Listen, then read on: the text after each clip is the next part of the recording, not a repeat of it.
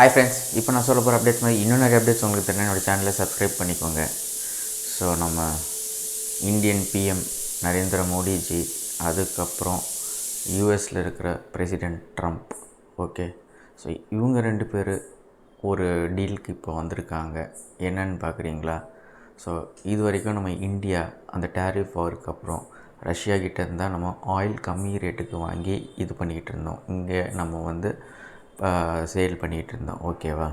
So அப்படி இருக்கிறப்போ இப்போது நம்ம பிஎம் நரேந்திர மோடிஜி என்ன ஸ்டெப் எடுத்திருக்காருன்னா, அங்கே ஸ்டாப் பண்ணிவிட்டு ட்ரம்ப்போட ஃபாலோ பண்ணி வெனிசுலா இருக்குல்ல, இப்போ ரீசெண்டாக வெனிசுலாவை ட்ரம்ப் அக்வயர் பண்ணியிருக்காரு, கரெக்டாக?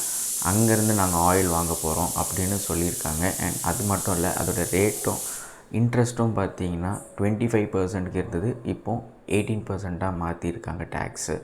ஸோ கம்மி பண்ணியிருக்காங்க. ஸோ இதுக்கான ரீசன் கொஞ்சம் சஸ்பீஷியஸாக தான் இருக்குது. ஏன் சொல்கிறேன்னா, சேம் டேவே எல்லாமே டக்குன்னு ஒரு 2-3 டேஸில் நடந்துருக்குன்னா, எப்ஸ்டன் ஃபைல்ஸில் ட்ரம்ப்போட நேம் வந்தது, அப்புறம் நம்ம மோடிஜியோட நேம் வந்துச்சு. உண்மையாக பொய்யான்னு தெரியல.